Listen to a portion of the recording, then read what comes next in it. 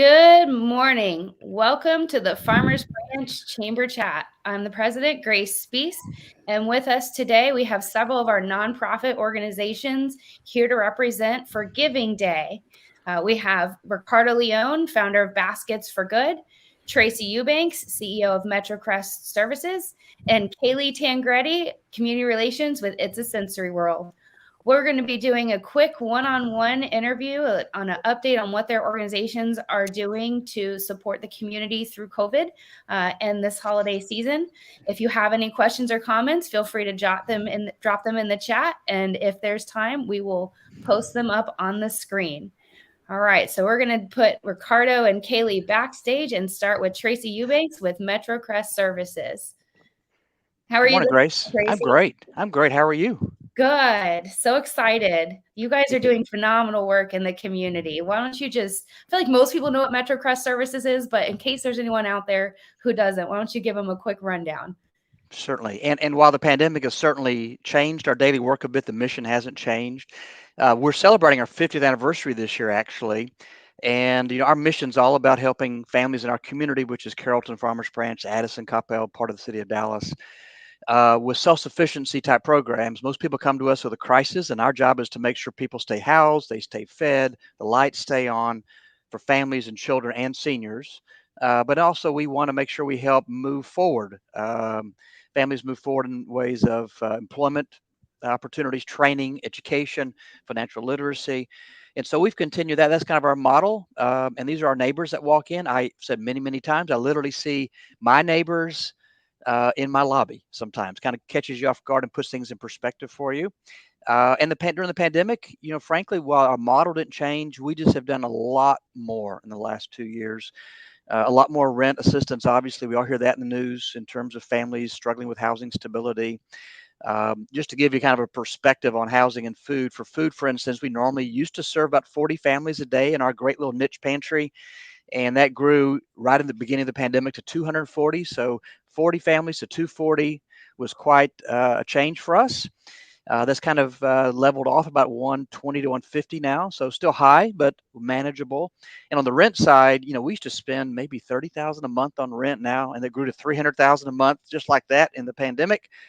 And now it's probably about 140. So it gives you a perspective that we're renting food, those basic needs that we're seeing 3 or 4 times greater need than we had in the past. Wow, that's incredible. And one thing that I love about your organization, is that you guys, and you always say this, it's not a handout, it's a Mhm. hand up. And I Mhm. think that the training, the education, the equipping piece is really also phenomenal that, Mhm. when people give to Metrocrest Services, it's not, again, just a handout, that it is a hand up. Right. Um, Yeah, yeah. I think people support. They like the self-sufficiency type model, and our core values, which are things like we want to be a great place to work, we treat our people with great dignity and respect, treat everybody with dignity and respect, and we rely a lot on volunteers like yourself and so many others in the community that kind of make this place run every day. I mean, right now out back there's a pantry drive-through happening with a line of cars manned fully by volunteers. So we're very appreciative of the community support that we get. Yeah, and you guys do some neat things. You provide fresh produce. I Hmm. know I was there dropping off donations during the Thanksgiving Yeah. line, and I mean that line was like all the way up the street, Yeah. up the block. Yeah. Um, Yeah, how it's many my families? favorite. It's my favorite day. I think is that Thanksgiving distribution. Families are so surprised to get so much food and get all the Thanksgiving trimmings. And yeah, we're very appreciative that we can offer not just bulk food but healthy food, as you reference produce and such. We want to make sure that families leave with healthy food, and that's hard to do for families, especially those in need on a really tight budget. Unhealthy food is less expensive, and so we want to make absolutely sure that we provide access to healthy food. That's awesome. So, are you guys doing anything specifically different around the holiday time Mhm. for your families? Yeah, you referenced Thanksgiving, which is always fun. During December, we open essentially a holiday toy store, gift store, and what we do is we serve families, many of which we serve on a regular basis. Some of them are new to us, and what we offer them is the opportunity to pick out toys and gifts for their kids without their kids present, and to take home in a kind of a generic looking bag so the kids don't know where the toys came from. And so right now, I think we have about 800 families set up to shop. They'll probably go to 1,000 by mid-December, which will be about 2,500 to 3,000 kids will receive gifts through that program. And we also provide food, so the family leaves not only with gifts for each of their children, but also food for the holidays. We love that program. It's a great volunteer opportunity. Our volunteers not only love sorting toys and creating the store, but also helping families pick out toys for their kids. And we have, all new toys and new bikes. We have tons of new bikes every year, and it's all community driven. That's awesome.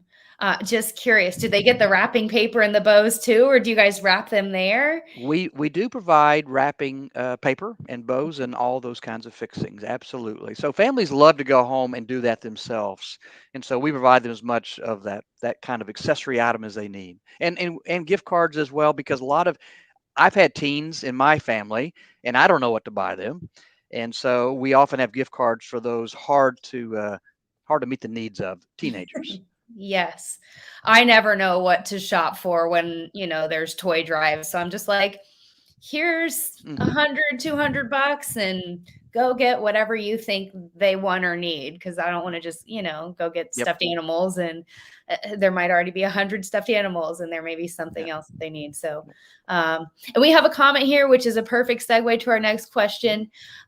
Sab Jackson says, I would love the opportunity Yeah. to serve with you. Please advise. So, how do people get in touch with you, whether it's to volunteer or donate?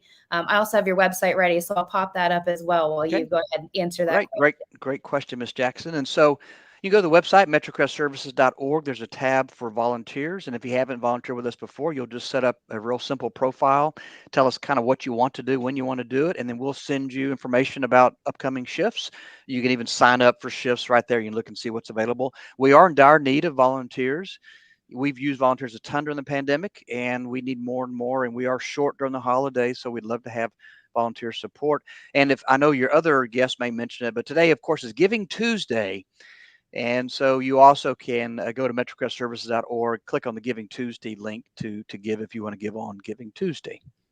and you've got a bright red donate button. So in case Yes. anyone doesn't see any of the other options, it's right Yeah. there at the That top. that was my one design element on this website that I cared about was make the donate button very large. Make it That's simple what to it's give. Make it simple to give is the key for nonprofits, as your other guests know. That's awesome. All right. Well, let's go ahead and land this plane. But yeah, you didn't. I know that you're at your 50 years. You Yep. just launched a Capitol building campaign as Hmm. well. So I just want to kind of plant a seed for that. Yep. And you recently presented at our city council meeting about another program that you're implementing Hmm. for seniors. Why don't you Right. spend a minute or two talking about those two Sure. endeavors that you're. I love that you're not just serving the needs of Yeah. right now, that you're continuing to expand your scope of Yeah. service. So, Yeah. yeah. Yeah, this new project is called Building Our Future. So we've been leasing for 50 years. So we're going to have our own facility near the corner of Josie and Beltline in Carrollton. There's a picture of it right there behind me, uh, strategically placed for this interview. And we're raising money to build that right now. We'll start construction in January, so very soon. We're excited about it. We'll be able to increase the impact we believe on the community, not only the number of people we serve, but the impact we have on the community as a whole, do more workforce and educational opportunities, that type of thing. So we're excited about that. And then with the City of Farmers Branch specifically, we've partnered with the city on a home repair rehab program. A lot of our seniors, especially in the community, are living in old homes that they can no longer maintain. They're on a very fixed income. And so when they have serious home repair issues that are costing thousands of dollars, they're just a gap. There's no one really to help. They can't afford for professional help. And often it's beyond the scope of a volunteer to come in and do it. And so this program is going to allow us to identify seniors that have more difficult, expensive projects for us to be able to coordinate the completion of and pay for through the relationship with the City of Farmers Branch. So we're hoping that this goes really well. It should, and we can expand it to the other cities. We want our seniors to remain independent, and maintaining your home is part of maintaining your independence. So we want to help with that. That's awesome. And as one of my favorite endings of every interview, any just encouragement you want to offer to anyone out there listening, whether they're an employer, an Mhm. employee, someone at need, someone who's Mhm. able to fill a Yeah, need, just what encouragement do you have yeah. for the people? I think one, we've always wanted to be the first place you call, even if we can't answer all the questions. You got other great guests on today that do some things that we don't do. But if you're ever in need, we hope that you'll call. We'll make sure we make a connection. If we can't help you, we'll find someone that can. We help our neighbors. You are our neighbors listening. And through the pandemic, we've learned a new term called the newly vulnerable. And that just means there are a lot of us on the edge that we didn't realize before the pandemic, and we're here to help you.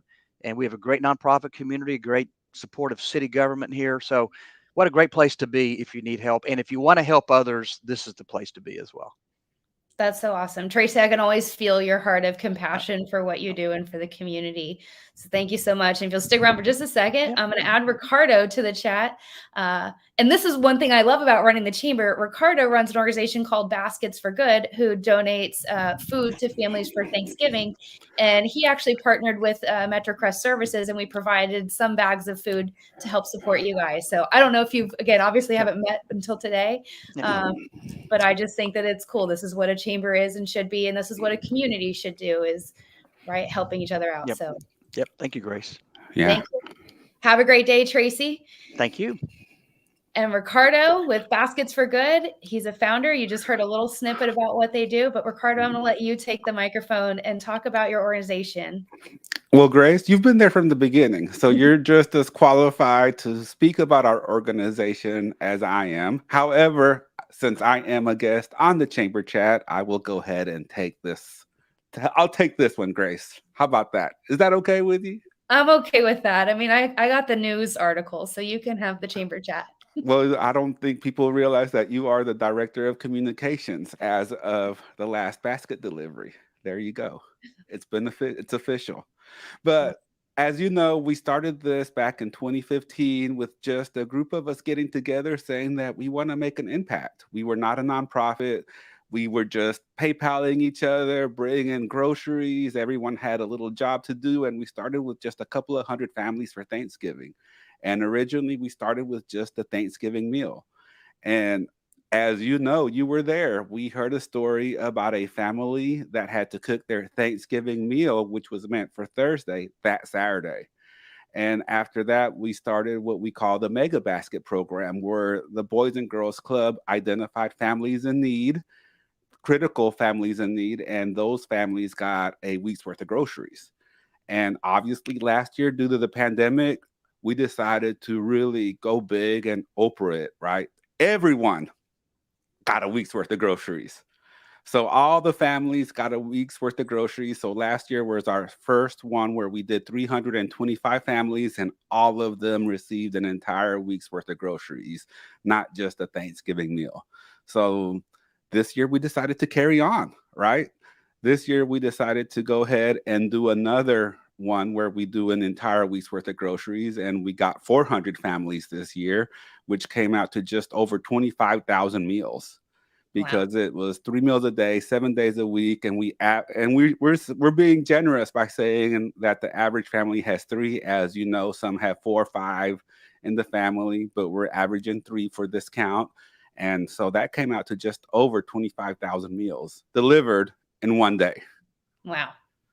It's such a phenomenal, thing to experience. And right, I have gotten to see it from the ground up I mean, you guys have gone through a lot of growth phases, from just shopping and clearing out the shelves at your local stores and keeping it in your garage to, now we need a whole moving truck to transport the food. So that's really phenomenal what you guys have done. Not just the moving truck, Grace, but pallets. Pallets. Remember when we were just buying by the case? Grace, go pick up a case of green beans. Go pick up a case of macaroni. And now we're like, hey, Grace, go stuff that case of that pallet of macaroni in your Ford Mustang over there.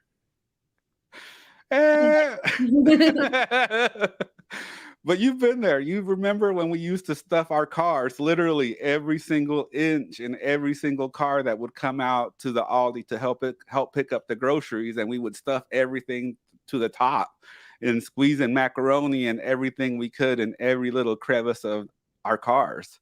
And it's just amazing that now we have ARPAN, another member of the Farmers Branch Chamber of Commerce, and they come and pick up our groceries. They help us unload. They help us set up. And again, it's all about the volunteers, just like Tracy so eloquently mentioned. It's about the volunteers and the power of people. That's what captures me every single year, when I see everyone come together to just do good, to be better. We don't talk about religion. We don't talk about politics. We're just there because we want to make an impact and help someone. And that's it. That's the goal. Yeah, it's phenomenal. And, I love that kids come out and help. And literally, there's like 5, 6-year-old kids who are carrying these like 20-pound bags of groceries. And, they're so eager to be so helpful. It really is a whole family event.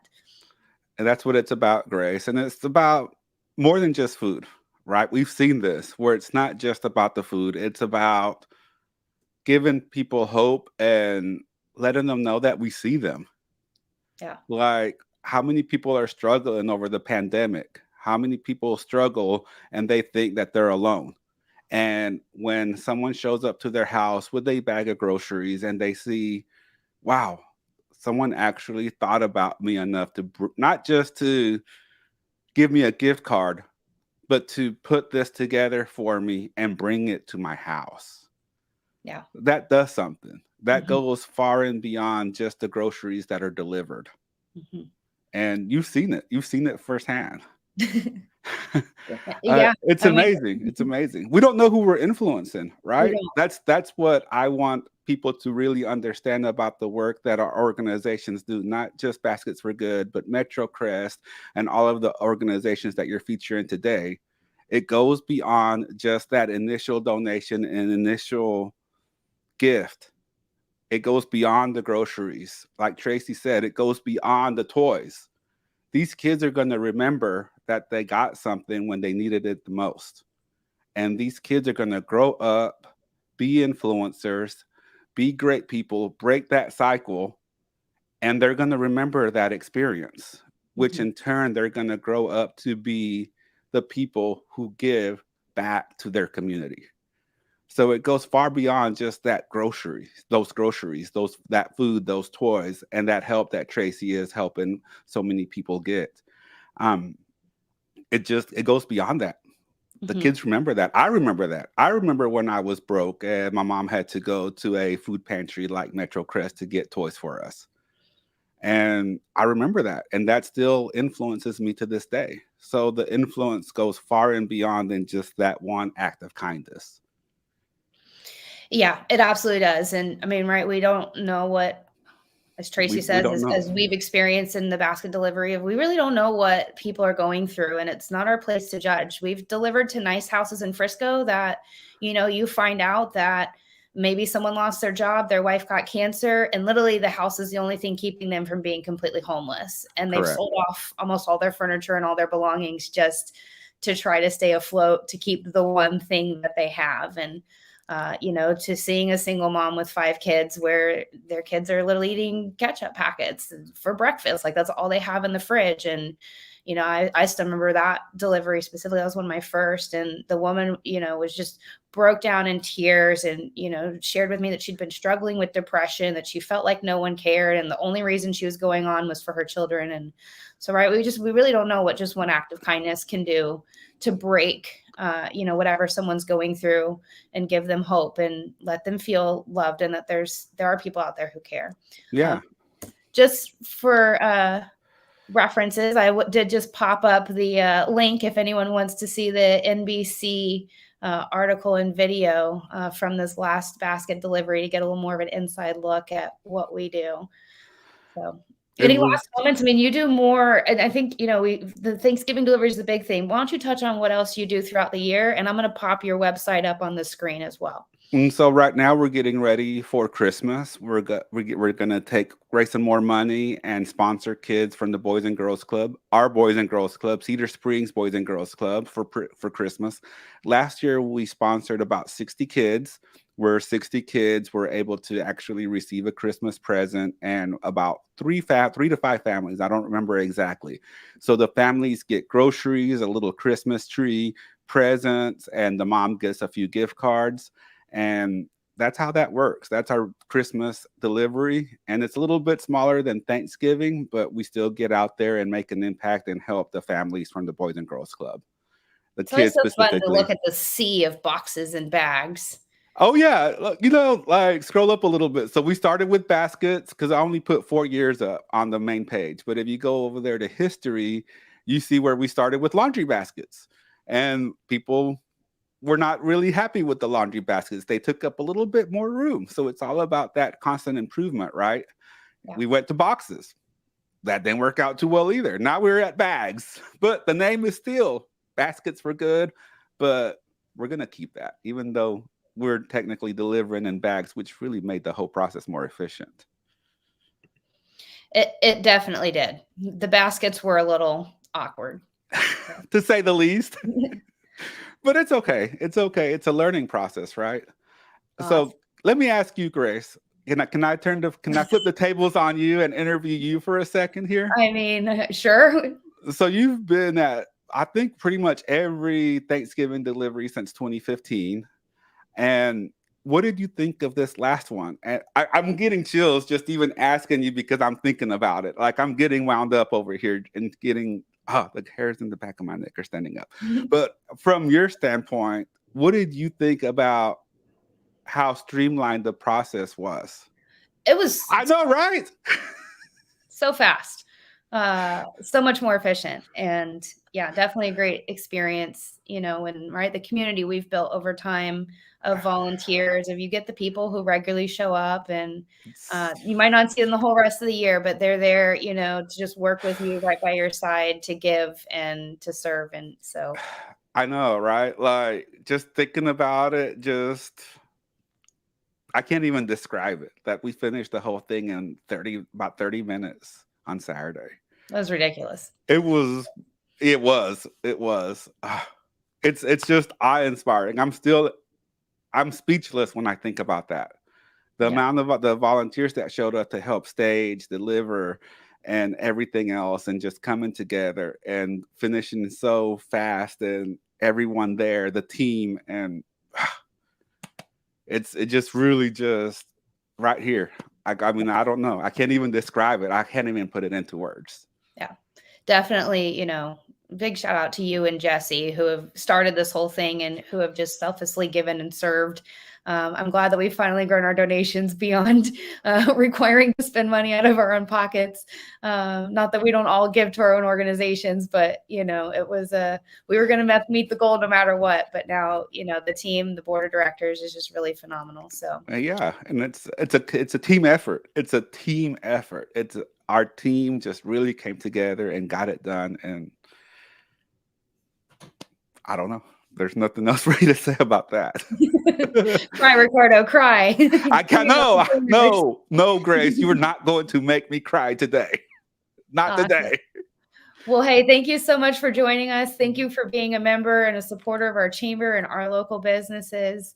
Thank you for supporting Metrocrest services, and definitely, grateful that we get to help create partnerships. And also shout out to Arpin, who has just generously given their trucks for, 2 years worth of deliveries. And so, yeah, this is definitely what community is and is supposed to be, is bringing all these pieces together, our nonprofits, our businesses, the own local manpower, as volunteers, as donors in whatever capacity. So, to say the least. Well said, Grace. Well said. Thank you. Thank you for having me on.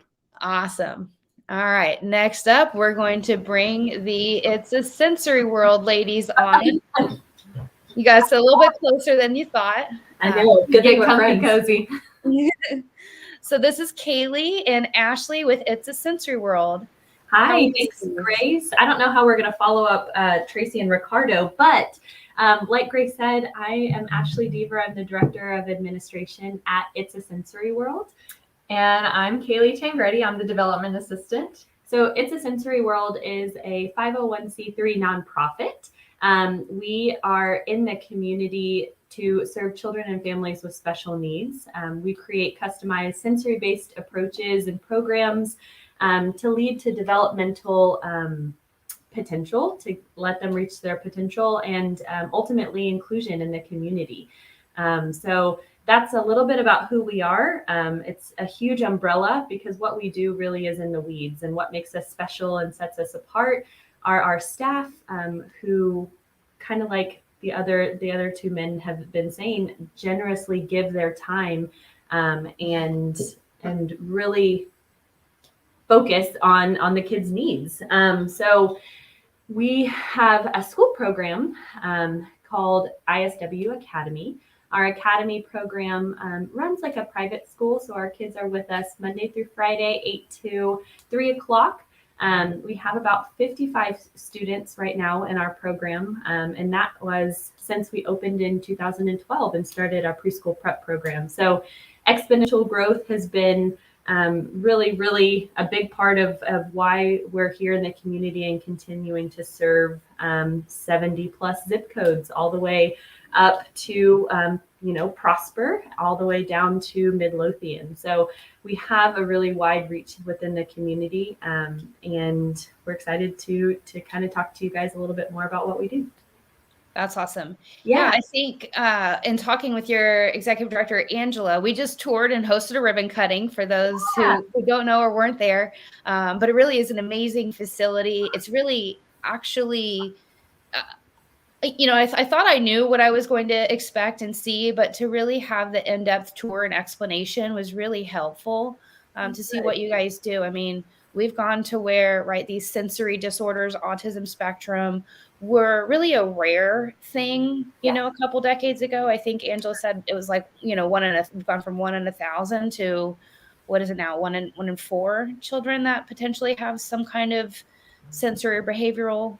In males, yes, of course, the prevalence of being diagnosed on the autism spectrum is a lot greater. We're seeing a lot more children being diagnosed and being diagnosed early. So that means that they are needing intervention, and early intervention is key to being able to integrate them into their community purposefully. And that's kind of, like you said, why Angela started our program. She's our co-founder along with Reka.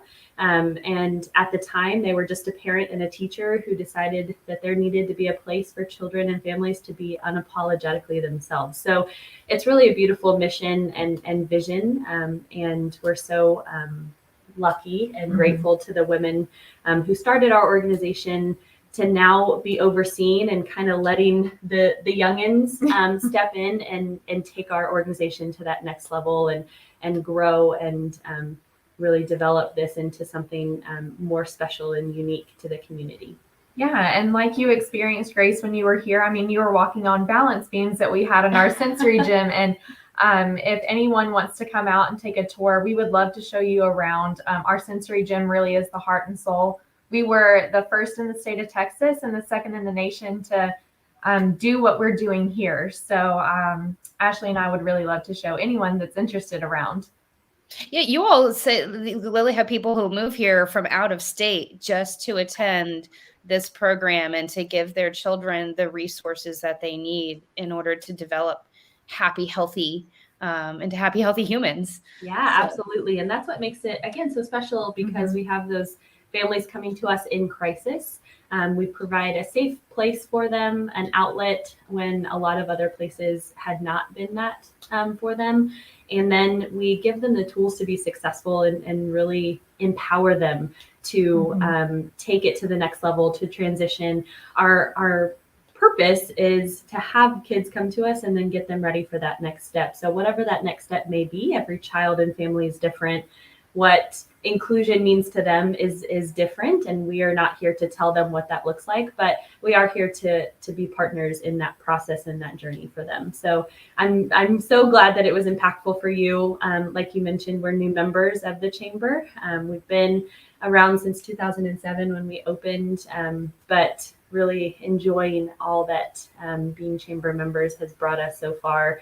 Coming together as a community, especially today on Giving Tuesday, is invaluable to us and furthering our mission, not only monetarily, because we are a nonprofit needing to raise funds, but just getting awareness out there. Our kids are out in the community, and that means that we need the community to accept them with open arms and know how to do so. So training is important, getting our mission and our vision out there, and really just networking with people like you. Absolutely. So we're really appreciative to you and to the rest of the Chamber and everything that everyone's doing to be good, to be the good. Yeah. No, it's awesome. And I think, we don't realize, and especially being a chamber, right? Our general audience is more employers, business owners, Sure. even employees, but, realizing that we are going to have a whole generation of, people, young people who are going to be coming up who would like to enter the workforce.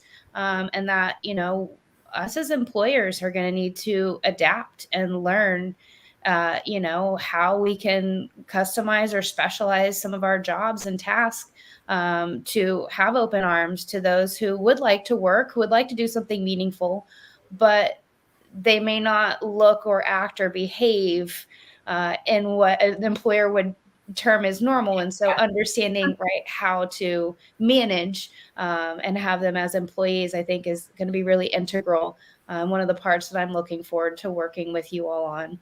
Absolutely. And we're working on that training to offer it not just locally, but internationally potentially. So we really want to train employers on how to be inclusive, truly inclusive. And, some people say that we were speaking with another member of the chamber a couple of days ago, and how some employers need to put their money where their mouth is and, really practice those diversity and inclusion tactics that they have on paper. And we can help you get there and help make sure that all employees are going to be successful in the workforce. And a cool thing that we're offering, Grace, is a pledge. So this year for North Texas Giving Day, we started a pledge and a slogan, if you will, to be the one in 2021 and include in 2022. So if you go to our website, there's a link for you to sign that pledge. And really that's just saying that you as a person or you as a CEO or organizational leader will step up and be that person that is a difference maker and will include children and families with special needs in their community. So like you said, whether that be vocationally in a job or whether that be at a restaurant as people enjoying dinner, it really is just showing up and being the good. So if anyone feels inclined, we would love to have you join our pledge. And like I said, on our website, there's also a way to get involved to either donate or volunteer. Volunteers don't necessarily have the time, but they have the heart to give. So that's volunteers are what make us thrive and go round. And we're really thankful for everyone who shows up for our organization. Yeah, absolutely. And Grace pulled up our website right here for our annual gala. It is on May 7th of next year. We are super excited. It's got a Greatest Showman theme. It's going to be our first one back in person. We are also offering a virtual option if you can't join us. We would love to have you get involved. There's many different ways. We are currently looking for underwriters, which are also known as sponsorships, to really help us take our event to the next level. We are also looking for committee members. If you have some talents in design and getting donations, you just have a lot of connections, we would really love for you to come out and join us. You can email Grace to get mine or Ashley's email, and we're going to host a happy hour at Stir soon. So you should come out and join us for that. But we are really looking for underwriters and sponsors. Table hosts. We just really want to have a giant party and have everybody come out and see what our organization is all about. That's awesome. Yeah. I mean, again, I've got their website up on the screen. It's pretty easy to find. It's a Sensory World. Again, they're kind of a one-of-a-kind organization. And definitely, we'll strongly encourage anyone, maybe we should schedule another tour date just so that you guys have that open to the chamber or something. A group tour. Because it really was phenomenal to see. Again, I thought I knew what I was going into. So my best friend has cerebral palsy, which is obviously different than an autism spectrum, but she shares with me very closely. I mean, she's always been treated differently. And I met her in a sales job, and she actually has outsold me in the products. And right. So she wanted to, she's definitely had to struggle and in a sense, prove herself that she can be just as competent and capable as anyone else. And now remember when she got her first apartment, it was a really big thing for her parents to allow her to live alone. And so, again, I think that you have to live in a hole if you don't know someone, you know, who has a child or, you know, with Down syndrome or autism spectrum or some kind of special need. And yeah, I think that it's definitely awesome that you all are creating a place that's safe and teaching the community to embrace these people. And if we can do that, that is our job well done, mission success. But it really is all about the kids and their families. And like you said, it would be really hard pressed to find somebody who didn't know somebody. So everyone has a tie to this community. Mm-hmm. Everyone has a call to action. So I really appreciate what you said about coming out and getting to see everything firsthand. It really brings it all together. Mm-hmm. It's a special place. As soon as you step foot in here, it's fun too. You know that lives are being changed, and that's because of our staff and really because of the community support. So thank you. That's awesome. So can people, I mean, obviously they can donate. Can people volunteer with your organization as well? Absolutely. We actually have a big group of volunteers coming out this Friday. We were so lucky to get them from the Alcuin School. From the Alcuin School. So we have a couple of volunteers that are going to be in each classroom helping out the teachers and the kiddos. So they really get to be hands-on. And for the first time in a long time, we actually get a volunteer to help us with some data entry, some administrative stuff that's not necessarily as fun, but it's definitely very helpful, very needed. So there's lots of different ways to get involved here. If you have any questions, just shoot us an email and we'll plug you in wherever you want to fit in. Awesome. Thank you, ladies. And since everyone's still here, I'm going to add Tracy and Ricardo back to the stream. And just again, I want to say thank you to all of you. I mean, we have so many nonprofits that are part of our chamber that unfortunately we can't feature them all on Giving Day, but you know, wherever your heart is, we just encourage you to give, to volunteer, to donate with any of these wonderful organizations. If you want to know other nonprofits that are involved with the chamber, you can do that through our website as well. But I just want to, from the bottom of my heart, I want to give you all just a huge thank you that you are taking action to make a part of the world a better place. So thank you, Grace. Thank you, Grace. And everyone give today somewhere, whether it's $5 or $10, $50, $100, $1,000, whatever you can do. Just I'm a firm believer that no amount is too small. Every little bit helps. Yeah, that it's really more about your heart and following that you know that you just give freely, give generously. So, all right, y'all have a great Tuesday. We're going to go ahead and end this broadcast. Have a great day. Thank you, everyone. Bye. Bye. Thank you.